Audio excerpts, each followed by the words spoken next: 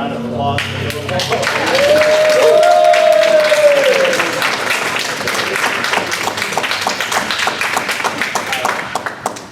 We're so happy to be here. We're a group of actors and musicians and directors from Houston. And I read Bobby's book years ago when it came out, and I was inspired to try to write an adaptation for 5 actors and jazz piano. You'll see the result of that now. If you could take a second to maybe turn your chiming devices off, that might be a good idea. I was awakened to this story in the same way that many people were through the memoriam marker. I saw the memoriam marker. It sparked all the curiosity that I had about this event, this occurrence that had happened in 1973, and it all grew from there. So without further ado, welcome to Tinderbox.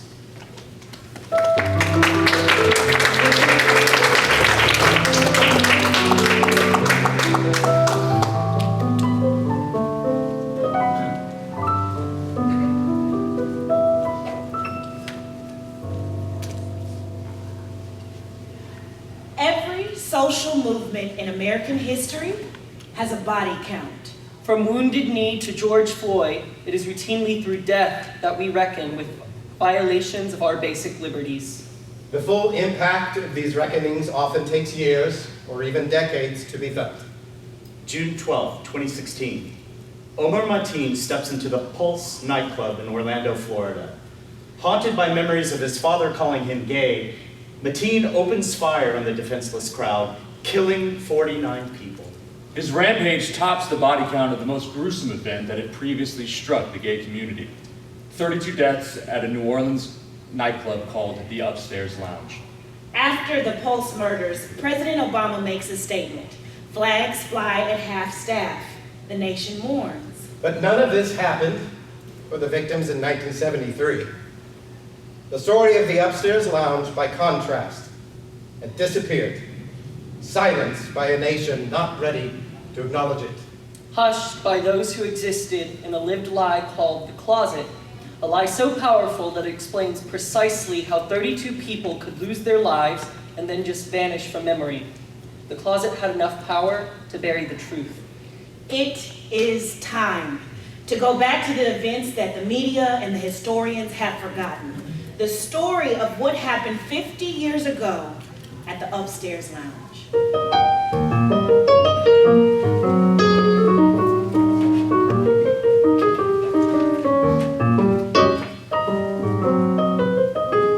June 24th, 1973. Sunday started late that day. Sunday mornings in New Orleans tend to be annexed as a part of Saturday night. Buddy Rasmussen, manager of the Upstairs Lounge, didn't leave home before noon. The day was roasting. The sun beating down on the clapboard and Creole cottages of the Lower Garden District. Buddy's lover, Adam Fontenot, roused himself as his beau showered and shaved, preparing for what would be the busiest day of the week. Sundays had become madcap occasions at the lounge since the establishment of a beer bust from 5 to 7 p.m. 2 hours of unlimited suds for just $1. It had proven an irresistible affair for a certain cadre of gay men. Adam and Buddy were nearly inseparable in their 4 years together, buying a home and wearing rings to mark their commitment. But their couplehood was not without risk. The boot-heeled law loomed as a constant threat. Either or both could be reported and arrested as sex criminals through various methods. Local ordinances made it unlawful to rent, lease, or buy a house from homosexuals, lesbians, or other sex perverts. Their cottage on St. Andrew Street could therefore be declared a house of ill repute and immediately repossessed. The couple was a joining of opposites. Buddy was tall and husky with a football player's physique. Adam was short and a bit fey, more of a genteel southern dandy. Buddy left an abusive household at the age of 18 and enlisted in the Air Force. While Adam hailed from landowners with a lineage that went back to the original French Acadians of Louisiana. Adam spoke 6 languages fluently. While Buddy dropped out of high school and managed a 7-Eleven. But Buddy made friends easy. While Adam was more of an acquired taste, a character who spoke with an elegant, aristocratic air. Nevertheless, the two had fallen madly in love. Just down the street from Adam and Buddy lay the cottage which housed Sunday meetings of the Metropolitan Community Church. Back in the 60s, a Reverend Troy Perry was defrocked by a Pentecostal denomination for being gay. Feeling unloved and unwanted, he attempted suicide. But Reverend Perry reemerged from the darkness filled with a great sense of purpose.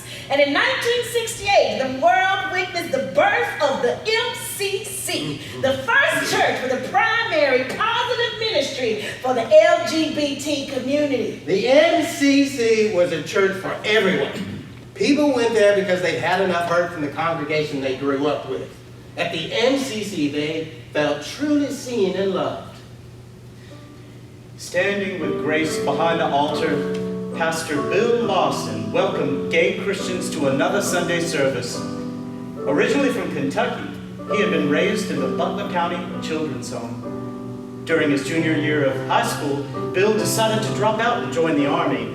After the service, he was married, divorced, and eventually began to follow his true calling, to become a Methodist minister. He also felt free to explore his once latent attraction to other men. But fearing he would be outed in the newspaper and arrested, Bill had changed his name, a gesture common for gay men of this era. When aliases served as self-protection, it was unlikely that even his closest friends knew of his past or his real birth name. Back in 1971, the MCC was evicted from its original meeting place. The congregation had nowhere to worship. So Bill approached the upstairs lounge, which generously offered up the bar's back theater space free of charge each Sunday. For a large stretch of months, Buddy would let churchgoers in around 2 p.m. and they would file into the bar's back theater to pray. Services included an adaptation of the civil rights anthem, "We shall overcome, we shall overcome." With an added line, Gays and straights together someday. Afterward, the MCC would hold a reception of coffee and sweet rolls. This blended into more boisterous fellowship come evening when the beer bus began roaring away. we were definitely feeling the spirit, but not necessarily holding. By early 1973, Pastor Bill was determined to find a separate space for the church to call its home. After a long search, he decided to convert his own cottage into the new MCC sanctuary. Skilled as a carpenter and using his own money, Bill created a space that was tall and bright, with light pouring in from windows on all sides. The church service that June Sunday morning had caused a stir, but not for any religious reason. Circulation was sparse in a double Creole cottage like this one. Ooh, the humidity got so thick. Breathing air felt like crying tears. Ooh, and add the singing and the sweat of the congregation, and things grew unbearable. So imagine the surprise that Sunday when church members were greeted with a blast of frigid air. Someone had donated a window unit air conditioner. The coolness felt new, even fancy, for these working class people of faith. After service was over, it was a tradition for congregants to make a pilgrimage back to the upstairs lounge, where they could see old friends and celebrate together freely and openly. At the upstairs lounge, we were like one big makeshift family. We conspired to hide each other's sexualities from employers and biological family members. We drove each other to doctor and dentist appointments. We loaned each other money. And we even, when necessary, retrieved each other from police lockup. Welcome to New Orleans. New Orleans, 1958. City ordinances were adopted meant to drive out the deviants, Including decrees to fire immoral workers and seize their homes and property, all of which the mayor signed into laws. In 1972, Henry Kubicki, an upstairs lounge regular, rented a garage apartment. His landlady, a church-going woman, saw Henry leave with another man and reported him to the authorities for sexual immorality. The next morning at work, security guards escorted Henry to a manager who fired him on the spot. When he arrived home, Henry found his belongings tossed in garbage cans along the front driveway. A sheriff stood next to his landlady, armed to ensure that Henry wouldn't cause any commotion as he gathered up his things and left. Louisiana state law at one time had prescribed a mandatory penalty of life imprisonment with hard labor for a single homosexual offense. By 1972, however, the charge had been reduced to a felony with a minimum 2-year sentence. But even if the charge was dropped, your name would still appear in the newspaper beside the incriminating words, "not prosecuted of a sex crime." That pretty much ended your life in New Orleans. Going back to 1958, homosexuality was still listed as a mental disorder by the American Psychiatric Association and would continue to be for another 15 years. At Tulane University, Dr. Robert Heath conducted gay conversion experiments with university approval and state funding.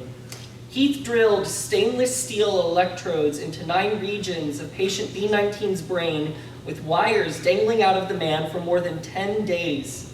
He paired electrical stimulation with pornographic images of women to create sexual arousal.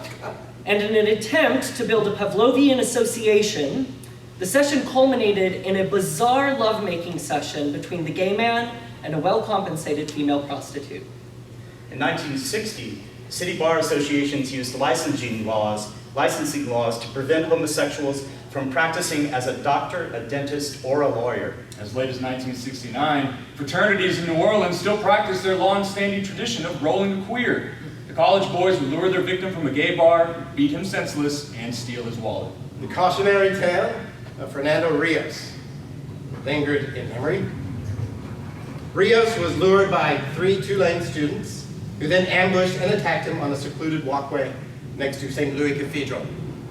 After repeated blows to the head, Rios lay bleeding until 6 a.m. the next morning when he was found dead.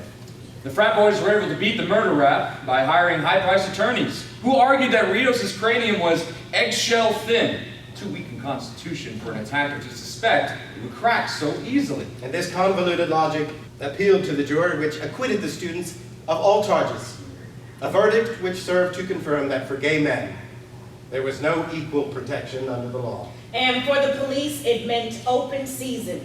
In January 1971, 13 gay men were lured from bars and savagely beaten by officers posing as fellow cruisers seeking and sometimes even accepting sexual attention. Reverend John Harrington, the chaplain of Bourbon Street, praised police for protecting the natural man against the unnatural. To be gay in New Orleans meant knowing you were in constant danger and also knowing you had no power to do anything about it.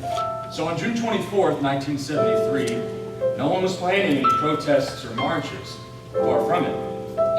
The patrons of the upstairs lounge just wanted to get together in their own out-of-the-way refuge and relax and have fun.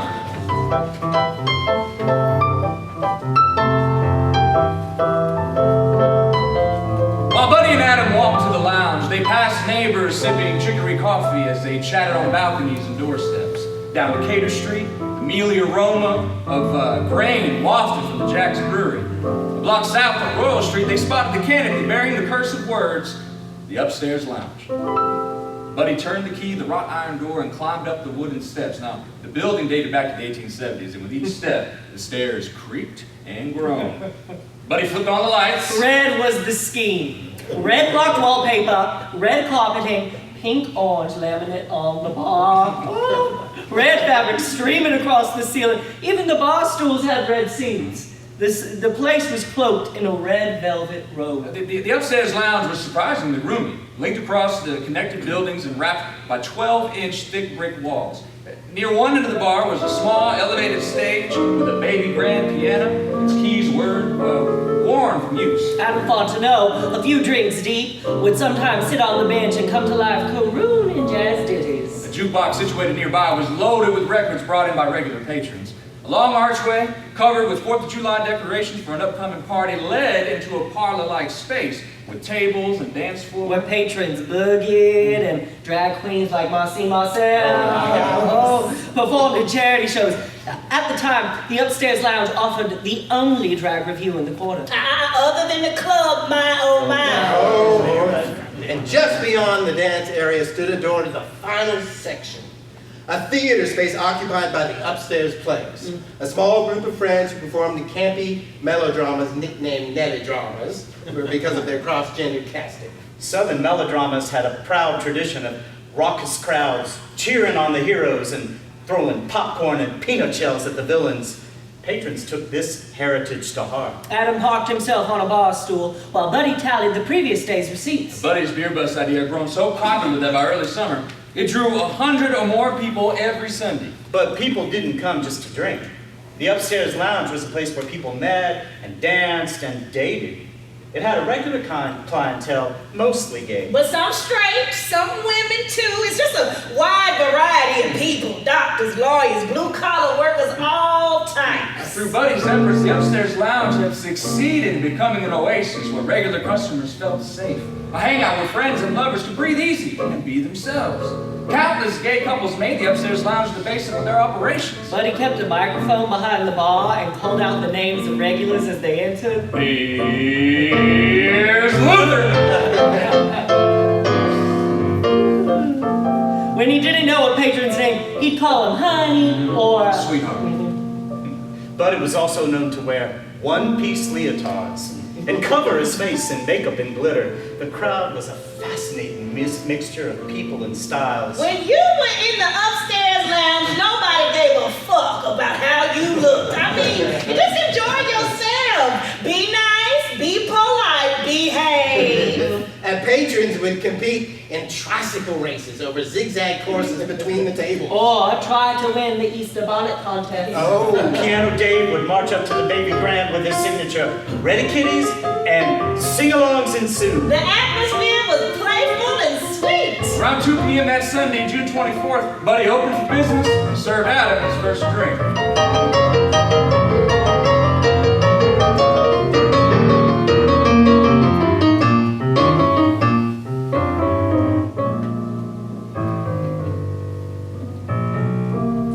Adam Fontenot was visibly soused. Having imbibed hard liquor for more than 5 hours without a bite to eat, Adam took on the role of resident lush at the upstairs lounge. His compromised state made it hard for him to stand or even move much from his bar stool. The beer bus was in full swing. 90 or so patrons laughing and carousing. It felt like everyone was at the lounge that night.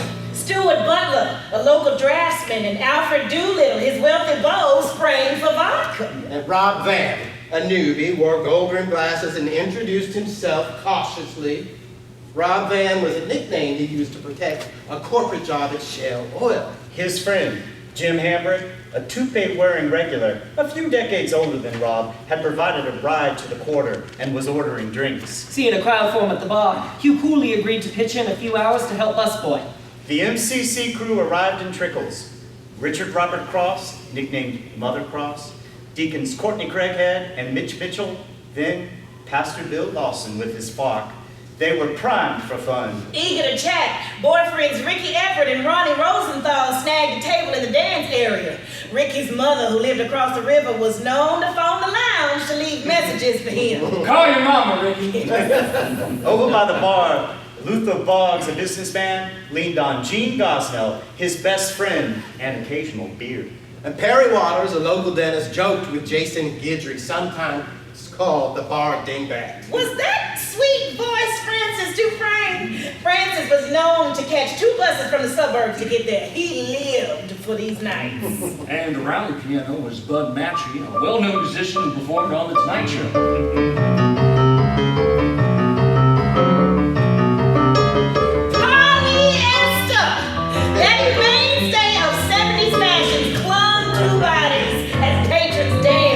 Others chatted about such topics as Deliverance, a hit movie starring Burt Reynolds, whose arousing poster above the bar made purty mouth jokes a go-to. Or whatever bigoted job Archie Bunker had gotten away with that week. About effete television personalities like Paul Lynde on Hollywood Squares or Charles Nelson Riley on Match Game, whose double entendre-laden wisecrack helped them play the Nancy, a character that society had been trained to laugh at. Lynde in particular had perfected his shtick, making it family-friendly enough for the sitcom Bewitched. And then, Roger Dale Nunes stumbled through the door of the upstairs lounge and into the beer bust. Roger had visited the upstairs lounge on several occasions, but the regular patrons hadn't exactly welcomed him. Although many had seen his face, few had taken trouble to learn his name. It's telling that even sweet MCC parishioner Ricky Everett didn't consider Roger a friend. Roger looked rough enough and drunk that night to be concerned. Steve Duplantis, a Texas airman, remembers people gasping, "He's here again?" Roger barreled straight for the bathroom. According to those present, Roger began to verbally harass the people on the stalls. No one could enter or exit, and the line to the bathroom soon backed up past the bar. The patrons began to get testy. Michael Scarborough entered the bathroom, and evidently Roger said something wrong to him. Michael had grown up tough and wouldn't accept the taunts of a drunken stranger. He confronted Roger and then reported him to Buddy and Hugh, who pulled Roger out of the bathroom and told him to leave people alone. And Roger began furiously looking for Michael. He spotted him, sitting at a table with his lover, Glenn Green. Roger flew at Michael, getting in his face, eager for a fight. Glenn tried to ignore Roger. But Michael stood up and leveled him with a punch to the face. Roger fell to the floor, groaning in pain, and then Roger yelled something to Michael and heard his... I'm going to burn you all out. Standing close by, Stephen heard, I'm going to burn this place to the ground. Buddy and Hugh dragged Roger down the staircase as he kicked and spat at them. They threw him out the front door and told him never to come back. Shaken by the violent scene, Stephen checked his watch. Time to leave. He'd have to drive at top speed through the night to make it back to base. Down the street at the Walgreens, a man entered. Cashier Claudine Rigaud made a practice of greeting her regular customers by name, but she had never seen this man before. He walked directly to the counter and asked to buy a can of lighter fluid. He was clearly drunk. You could smell liquor all over him. I showed him where the Roncinol was. That's the brand most people use in the quarter. But this man, his hands were shaking. He was very anxious.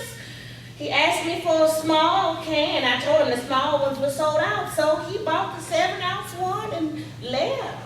Back upstairs, the lounge was in full swing.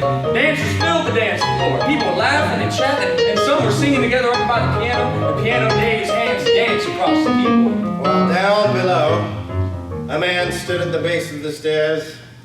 He emptied the can of lighter fluid onto the steps and dropped the canister. The red carpeting, running like a ribbon over lumber, socked up the fluid and sat ready like a wick. A spark was lit, and then the unmistakable smell of smoke. It was 7:55 p.m. Things began happening at high speed. Witnesses watched as the staircase became fully engulfed and began to project heat in waves, like a makeshift furnace stoking temperatures above 1,000 degrees Fahrenheit. That staircase was a door to hell. No one was going in there and no one was coming out. There was a sudden ringing inside the bar. Buddy knew the sound. It came from a buzzer installed at street level. Who's hitting that buzzer? Buddy yelled. Someone see who's hitting the buzzer. He then shouted to Luther, open the door and yell down there. At 6:56 p.m., Luther turned the knob and pulled inward. As he did, superheated gases detonated on contact, and fire flew down the length of the bar and a backdraft that resounded like a cannon. The flames cleaved 45 feet across the room, instantly setting the crowd on fire. Screaming in pain, people dove under chairs or the piano for cover. Glasses fell, tables tipped over. The blast knocked Luther to the floor. Don't panic, Buddy shouted as he grabbed a flashlight and hopped over the bar. He grabbed people by the collar, the elbow, the arm, anything to rouse them from their state of shock. Come on, follow me! Follow me!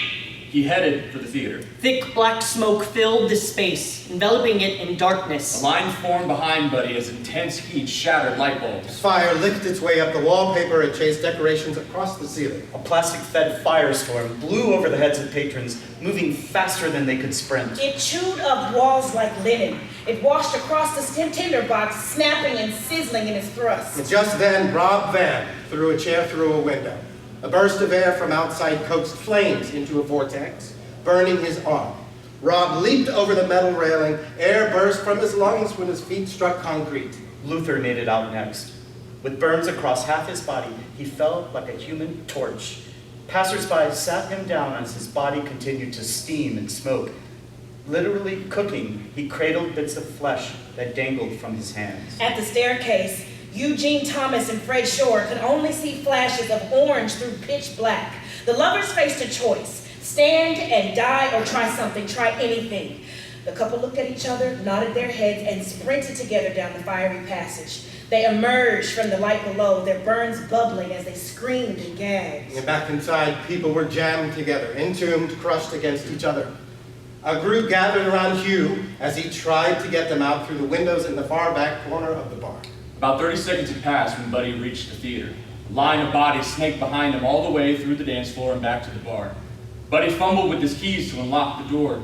Behind their burning backs, bottles popped like corn kernels. Friends cried out to find each other, but the crackle of flames was deafening. Buddy thrust open the metal door. 20 people shoved into the room as he ducked behind the stage curtains and unlatched a hidden exit. "This way!" Buddy cried. He pulled person after person across the small threshold onto a rooftop. It was 7:57 p.m. Back in the theater, 3 MCC members Mother Cross, Mitch Mitchell, And Ricky Everett. made a decision. no one inside knows about this exit, so we've got to tell them. together they re-entered the lounge. Ricky Everett was desperate to find his lover, Ronnie. I looked around, but I didn't see him. Wind pulsed around Ricky's body, sucked from the theater into a pyrogenic mass that swayed in what looked like slow motion. To Ricky, it felt like a moment with God. It was a physical presence that covered me from the top of my head down to my toes. Staring into that fire, I just knew with total certainty that Ronnie was safe. He stumbled backward through the door without a single burn on his body. He found Ronnie waiting for him on the rooftop, where Ricky sobbed tears of relief. And inside, Mother Cross lay on his stomach and inched along the floor. He was determined to find his lover, Dean Morris. Cross had metal braces on both legs, and he knew that the heat could easily melt the hinges and prevent his own escape. From the floor, he searched for feet, for legs, for anyone he could reach with his hands. Meanwhile, Buddy backtracked into the theater for stragglers. He tried to lift Mother Cross off the floor. But Mother Cross stood his ground, fighting him off. Buddy dragged Cross outside to safety. Then he shouted back into the dance area through the open door. There was no response. He shouted several more times, but still nothing. Hoping to contain the blaze, he closed the fire door and put a latch in place, locking it shut. What Buddy didn't know was that Mitch Mitchell and others were now barricaded inside. Buddy finally exited the theater, found his way across the roof, and descended to street level. Burnt men were sprawled on the sidewalk. Buddy tried to comfort them when he suddenly sensed that something was catastrophically off. He scanned the faces again, and then it dawned on him. No Adam. No Adam Fontenot. Back upstairs in the burning lounge, those who hadn't heard Buddy calling out gathered in a clump of about 30 in the back area of the bar. The brick walls surrounding them held in heat like an oven. Their only means of escape through 3 massive windows was enclosed by burglar bars, like a grill. Spaced 10 inches apart, these iron bars now held them prisoner. And some men with thin frames were able to narrowly slip through one by one. Rusty Quinton squeezed through, grabbed a corner sign, and dropped to the ground, collapsing in convulsions of searing pain. It was 7:58 p.m. Upstairs, flames grew closer to the corner and choked out the oxygen, causing men to faint and gag. The floor became embers beneath them, burning through the soles of shoes. Ceiling tiles dripped molten styrofoam on their heads like napalm, burrowing into flesh. Oblivious to what was happening, Adam Fontenot sat on his stool. He felt a nip at his heels, somewhat muffled by the booze. The nip rose to his legs like the sting of a hot poker. It crawled up his back and onto his head until everything was unimaginable pain and panic. He rocked back and forth. How does one process the thought that I am burning? That my life may end right here? The fire department arrived, but it was far too hot to enter the building. For those trapped inside, the metal grills glowed orange hot. Touching them meant scalding flesh, but the alternative was being scorched to death. Phillip Bird Francis Dufresne And Adolf Medina. slipped through and jumped as bystanders desperately tried to catch them. Inside, the men were running out of time. Arms tangled, necks outstretched, 7 more bodies inched through the bars. Until Glenn Green had his turn. With no time to think, he grabbed his lover Michael and forced him through the grill. Michael struck the sidewalk hard. He saved me! He looked back up expecting to see his lover. But the effort of pushing Michael through the bars had exhausted Glenn. As he inhaled deeply to catch his breath, super hot gases singed his lungs. Then poisons reached his brain. Suffocating, he doubled over on the floor and lost consciousness. Jim Hambrick was the last one to escape through the windows. Sheaves of muscle exposed between flaps of skin. Plummeting face first, he cracked his head on the concrete. Spewing blood into the gutter, he died. Seeing faces burn in the windows, Rusty Quinton yelled for them to jump! Jump! But the fire ate them up. My friends are up The there! men coughed up parts of themselves and dropped to the floor, one atop the other. Clarence McCloskey and his lover, Bill Bailey, who'd attended church that morning. Dr. Perry Waters, the dentist who gave free checkups to his buddies. Reggie Adams, who had once wanted to be a priest. Hugh Cooley, who had rescued so many that day. And Mitch Mitchell, who curled into the pose of fire deaths in memoriam. Bodies piled on the floor, bones searing and blood boiling. Sensing death in seconds, Bill Larson surged with adrenaline, and he ripped off a piece of the wall, exposing a new window. He leaned into the open air and edged himself between the bars. It looked as if he just might make it, just might squirm free, until an air conditioner dropped on his head, and a piece of window casing pinned him in place. Fire burst through the gap of air, devouring his clothes and hair. Witnesses could do nothing but gape. Buddy looked on as the second burst engulfed Bill Larson with a fury that withered the skin on his face. So much seemed to happen simultaneously, but Buddy swears he could see past Bill. To where Adam sat burning on his bar stool, just as he'd left him. Buddy watched as a hose pierced the waves of flame and knocked what had once been his lover to the floor. Then, Bill Larson drooped his head against the window ledge. Oh God, no. He cried. His strength had not saved him. It was 7:59 p.m.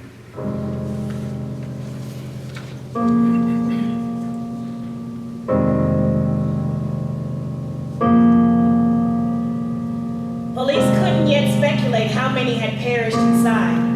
It wasn't clear with all the bodies fused together, and it was still too hot to allow anyone but firefighters upstairs. Downstairs, on the steps, Major Henry Morris discovered an item of interest, an empty 7-ounce can of Roncinol lighter fluid. He sent the can to the lab for fingerprints. Eventually, New Orleans police began removing bodies. But they left the remains of Bill Larson exposed in the window where he had died, his arms still reaching out, charred and frozen in place. His body remained this way for more than 4 hours as hundreds of onlookers gawped. Stuart Butler fumed. They just left him there like that. They could have pulled his body inside or at least covered him up. It felt like they were warning us. See? This is what happens to queers. Later that evening, Steve Duplantis, the Texas Airman, heard the news on the radio as he was driving back to base. His mind flashed back to Roger's voice earlier that evening. I'm gonna burn this place to the ground! His first impulse was to turn around and race back. I needed to get back there fast because I knew, without a doubt, it was that guy who had started the fire. But there was no way I could admit I had been there, not in a gay bar. I knew if I did, they would throw me out of the military and my life would be over.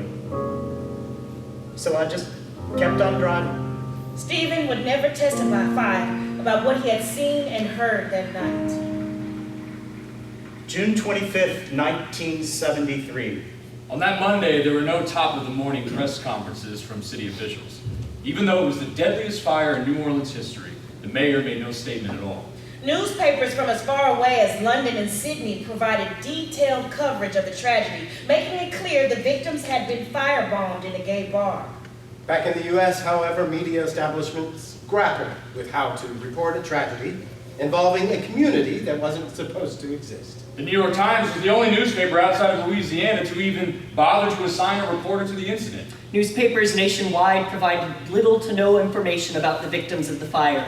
Deprived of context, readers were mostly exposed to gruesome pictures of burned corpses, which evidently posed less threat to considerations of good taste than printing the word homosexual, a word which most readers found distasteful or even obscene. Henry Kubicki clocked into work that Monday. He kept his straight face intact as co-workers joked about the fire. For them, the idea of Nancy's dying in a fiery panic provided comic relief. Ooh, boy! We're gonna have some barbecue faggots last night. Did you hear the one about the Flaming Queens? They buried them all in fruit jars. I was in a state of total shock, and I stayed that way for weeks after. The Lord had something to do with this. He caught them all in there and punished them. They were human! God made them too. They didn't deserve to die like that any more than you do. The minute Troy Perry, founder of the Metropolitan Community Church, received news of the tragedy, he immediately flew out to New Orleans. When I got there, I expected to find a city in mourning, but it wasn't that way at all. Unlike previous disasters in New Orleans history, the city made no appeals to the public to donate blood for those injured in the fire, and no plans for a public memorial service of any kind. Eventually, we began the hard job of contacting family members. The saddest part was when we tried to call someone's parents to let them know what happened, and they couldn't care less. Some families just couldn't face the shame of claiming a homosexual as one of their own. When contacted, Bill Larson's mother declined to accept the remains of her own son. She made it clear that she could not face her neighbors if his funeral was held in her small hometown. So the MCC agreed to bury him and assume all expenses. At Bill's service, his friend Paul spoke. I sought my God, but I found him not. I sought my soul, but my soul eluded me. I sought my brother, and I found all three. The Times-Picayune chose not to publish obituary features for any of the victims, but they did print the names of all of those injured in the fire. If your name was on that list, you knew you were going to lose your job. The Archbishop of New Orleans refused to allow any of those who had died to receive Catholic last rites. I appealed to a number of churches to let us use their chapels to hold a memorial service, but nobody would. They ran the other way. The city wanted to sweep the whole thing under the rug. Based in part on the testimony of Walgreens cashier Claudine Rigaud, police eventually located Roger Nunez and brought him in as a suspect. They gave him a polygraph test. Were you in the upstairs lounge between 5 and 8 p.m. Sunday, June 24, 1973? I could have been, sir. I don't remember for sure. Stress indicated. Do you know if there was a fire there? Yes, sir, I do know there was a fire there. Stress indicated. Do you know who set the fire? No, sir, I do not. Hard stress indicating a lie. Did you set the fire? No, sir. Hard stress indicating a lie. Officers held Nunez as a suspect, but due to a clerical error, he was released and immediately fled New Orleans. Haunted by his crime, Roger confessed many times to friends that he was to blame for the fire. His mental state deteriorated rapidly, and then, on November 15th, 1974, Roger Dale Nunez committed suicide by overdosing on drugs and alcohol. He died as he had lived, in a state of obscurity, concealment, and confusion.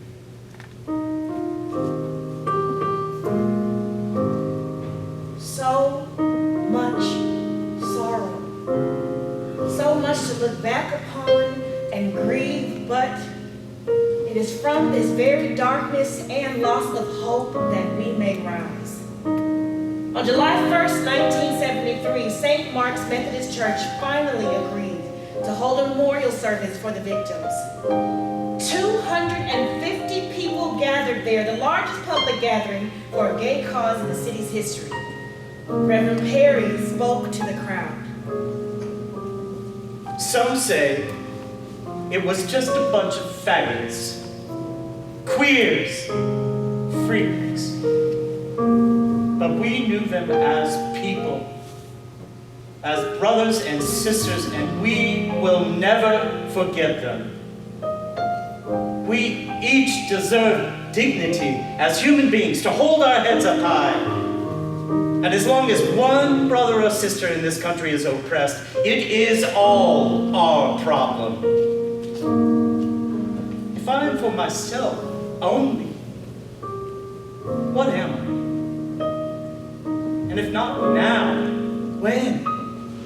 Locked arm in arm, they sang, "United we stand," and the entire church broke out into a powerful communal sob, a cry that echoed throughout the sanctuary. For united we stand, divided we fall, and if our backs should ever beat against the wall, we'll lead it together, you and I. But just before the final verse, someone urgently ran into the church with a warning. Television and press cameras were set up right outside the door, ready to photograph them as they exited. Panic ensued. We were terrified we would be outed on TV or in the papers. We felt like the media was there to harass us when all we wanted was to bury our friends in peace. People were getting more and more anxious and desperate. I heard someone in the back yell, Come on, follow me. There's an exit here where no one will see us. And then, amidst the confusion and chaos, a tall, butch woman stood up. I came in the front door, and I'm damn well going out that way. The crowd rose to their feet. They marched right through that front door and down the steps of St. Mark's together. Hand in hand, they stood united, proudly facing the cameras, and damn the consequences. It was the first time for a lot of us that we had ever joined together in the light of day, and look what we did. This group of gays and lesbians was part of a newly emerging human rights movement. Casting aside fears of recrimination, they were willing to be seen and heard in public. Then, in 1977, gays were introduced to a new political nemesis, the 36-year-old Bible-thumping singer Anita Bryant. Bryant, who had been second runner-up in the 1959 Miss America pageant, was now the lipstick spokeswoman for Florida orange juice. Come to the Florida sunshine tree. She used her media savvy to become the voice of the Save Our Children Coalition, which manipulated people's fear of pedophilia in order to overturn gay rights. Anita proclaimed, My 4 beautiful children deserve to grow up in a healthy, decent community. she warned the public about gay recruitment, which made the case that since homosexuals can't reproduce, they need a continuous supply of fresh blood for their deviant practices. The male homosexual eats sperm, the most concentrated form of blood. They are eating life. As vampires need to recruit donors to survive, so does the homosexual. And Bryant's crusade triumphed when voters in Miami repealed their gay non-discrimination ordinance by a 2-to-1 margin. Anita wins. Gay rights defeated, read the headlines of newspapers across the country.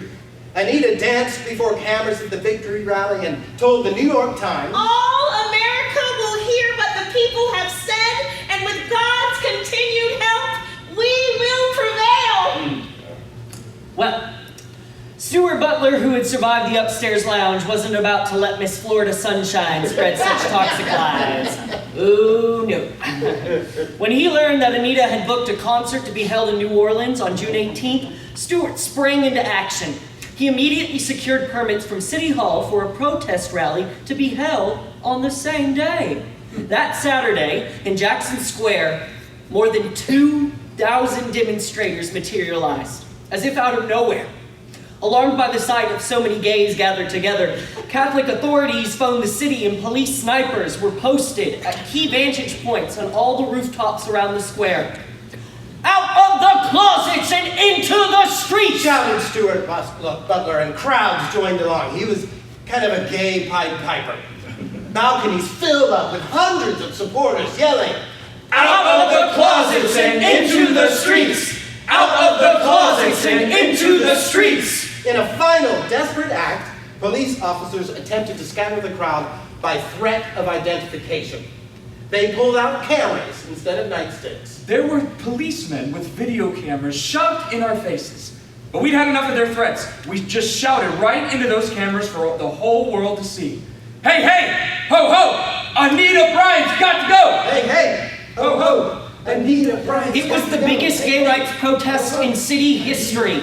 Stuart Butler, who had braved those cameras on the front steps of St. Mark's Church, now motivated others to take the same journey. Inside the concert hall, Anita Bryant crooned patriotic ditties and chants, ironically, on a cover of Judy Garland's Over the Rainbow. When the applause ended, audiences heard angry cries of protest from thousands gathered outside. Ho, ho! Anita Bryant's got to go! Hey, hey! Ho, ho! Anita Bryant's got to go! After that, disruptions began to plague Miss Anita's nationwide concert tour. A state official confirmed that Anita might soon be losing her $100,000 a year job promoting Florida oranges. And that same year, as if a summation of the Save Our Children fallout, during a televised news conference, a gay activist in Des Moines, Iowa, threw a banana cream pie right in her lipstick face. Bye-bye, Miss Anita. And hello, Jerry Falwell. Leader of the so-called moral majority, Falwell took up where Anita left off, only worse. He told his followers, gay folks would just as soon kill you as look at you. When asked about the Metropolitan Community Church, Falwell stated, that vile, satanic group will one day be utterly annihilated and there will be a celebration in heaven. Stuart Butler was all too aware of the violence these vicious attacks could incite, so he and 60 others, including many from the upstairs lounge, founded a political caucus whose primary objective was the repeal of all laws criminalizing sexual expression and the passage of a human rights ordinance protecting homosexuals. Despite years of effort, however, they made little progress. Until in 1991, Rich McGill, a close ally of Stuart, spent 2 years assembling a comprehensive excoriating study of the closet and homophobia. McGill chose to dedicate his study to a lost set of victims. This was the first attempt in nearly 20 years to bring the fire to wider attention.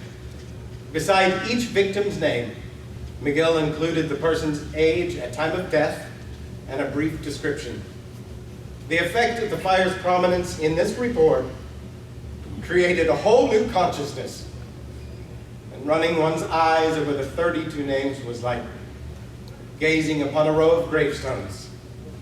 City officials were now forced to acknowledge that anti-gay bias existed and that it often came with deadly consequences. With the McGill report in hand, the City Council at last voted to approve an ordinance protecting sexual minorities. It was a long-awaited victory that pointed toward the possibility for greater progress. Yet despite joyous celebration, there continued to be no public remembrances for the tragedy. The burnt-out shell of the back alley bar remained in a historic closet.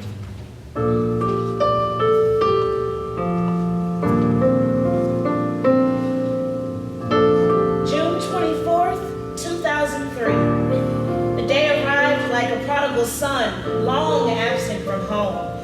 It seemed just like any other day in New Orleans. Horse and buggies lined up in Jackson Square. Tourists head to Cafe du Monde for morning beignets, but on the 30th anniversary of the upstairs lounge fire, renewal was in the air. Troy Perry joined MCC Pastor Dexter Brecht at the Ritz-Carlton. Brecht had been instrumental in keeping the memory of the upstairs lounge tragedy alive. A sizable crowd buzzed in the reception hall as they waited for him to speak. Former Fire Chief William McCrossan sat nearby. To many, his very presence at this service was an act of atonement for the mistakes made by city leaders during the past decades. fire was a holocaust, Brecht intoned. Not in the millions, but surely just as devastating to our community. Brecht then recited the names of the 32 victims.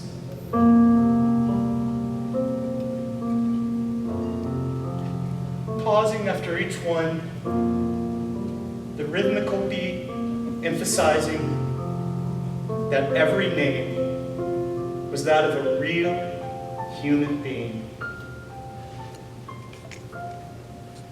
Joseph Henry Adams. Reginald Adams Jr.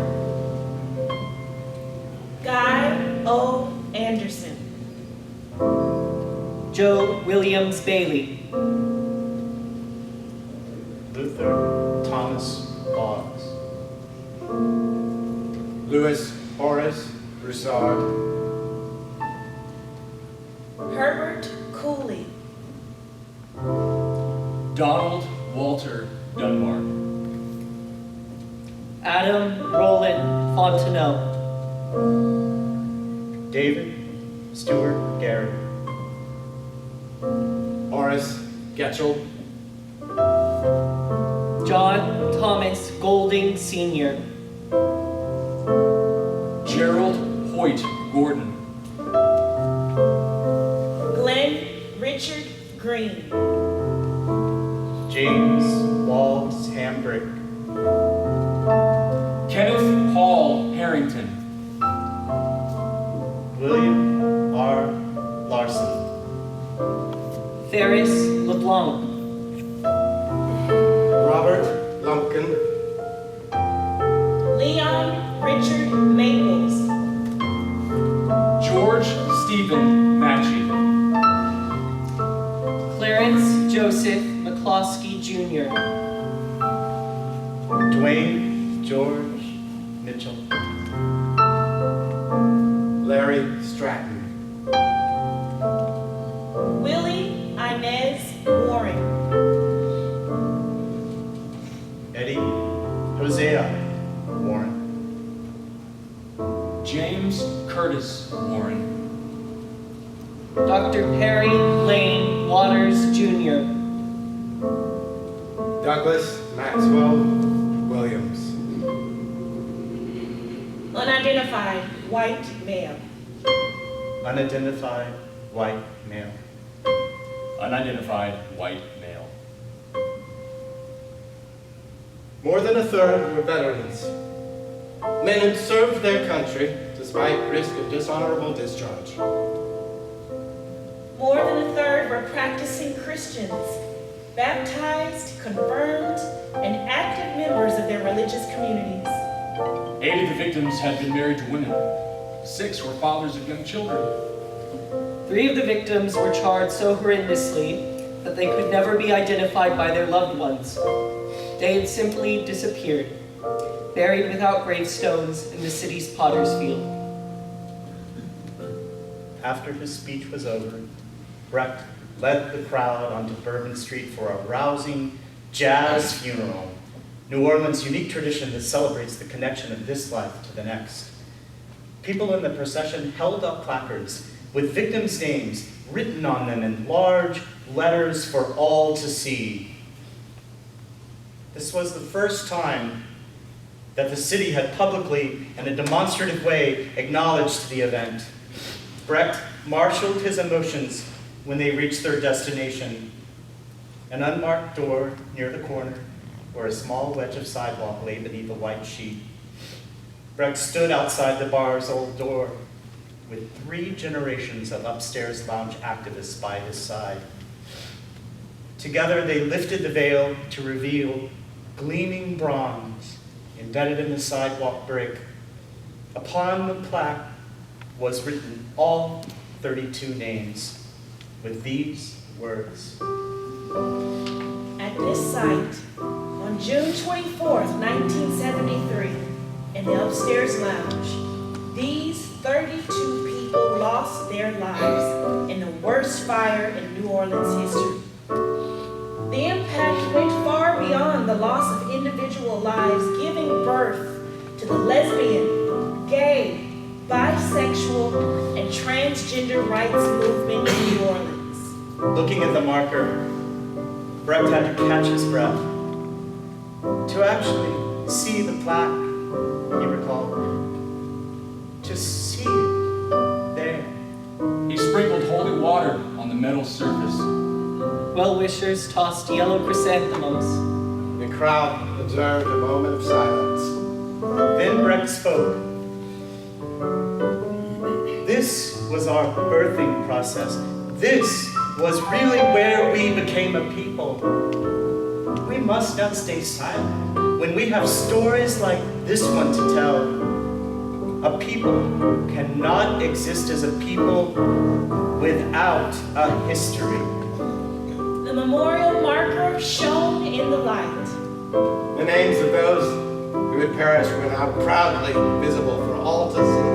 Their memory would inspire other citizens to abandon secrecy in greater numbers. Even on corners like this one, near 604 Iberville Street. Where men once ran upstairs to find refuge, speaking at last their names.